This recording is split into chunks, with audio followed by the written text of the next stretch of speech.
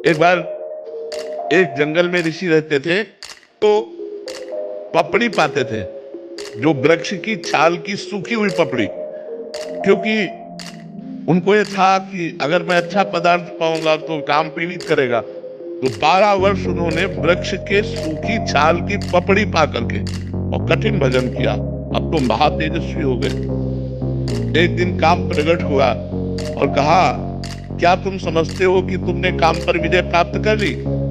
तो उनका एक काम क्या, हजारों काम पर विजय प्राप्त कर चुका हूं।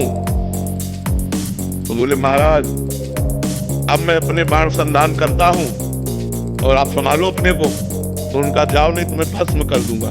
बोले, हाँ भस्म करने की सामर्थ्य है, लेकिन मैं जा रहा हूं और आज से हमारा बाण चालू आपके ऊपर, अब आप संभालना।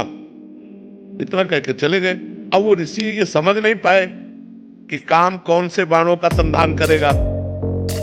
अब जहां जहां वो पपड़ी खाते थे, वृक्ष की पपड़ी, वहां वहां हलवा घी का। तो उनका, मेरे तप से भयभीत होकर वृक्ष हमें लगता है कोई स्वादिष्ट पदार्थ देने लगे। अब वो खाने लगे। एक दिन छम छम छम छम पायल करती हुई और एक कटोरा लिए हुए, ये ही देखा ऋषि आ रहे तो ऐसे हलवा लगा के मांगो, भाई खड़ी हो जाओ, तुम कौन हो?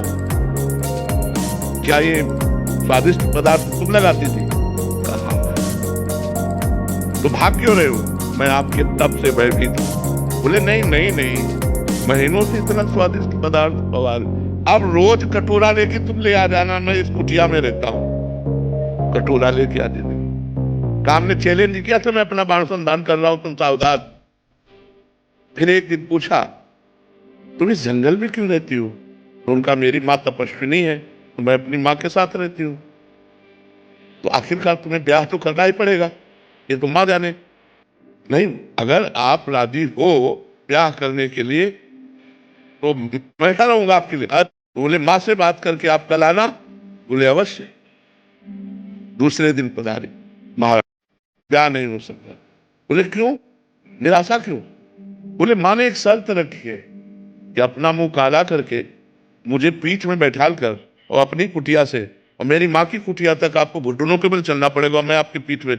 और ऐसा मैं आपसे करवाना नहीं चाहता। आज राजी हो गए, मुंह काला किया, पीठ पे बैठाला, घुटने के बल चले। और जब वहां पहुंचे तो काम खड़ा था। उसने कहा, ये मेरी रची हुई माया है, मैं ही हूं इसका स्वामी। केवल केवल दिखाया है तुझे कि अगर तू तपस्या का अहंकार करेगा तो देख, घुटने के बल चल रहा, मेरी माया तेरे पीठ पर बैठी हुई है। तो ये मन बड़े बड़े ऋषि मुनियों को मोहित कर दिया। हम तुम तो बहुत छोटे लोग हैं, बहुत छोटी सामर्थ्य है, इसलिए भगवान का आश्रय ले लो। चीन की चाप सके को तासु, बड़ रखवार रमापति जासु। भगवान जिसकी रक्षा करते वही अपनी धर्म से, पवित्रता से चल सकता है। इसलिए नाम जप करो और भगवान के आश्रित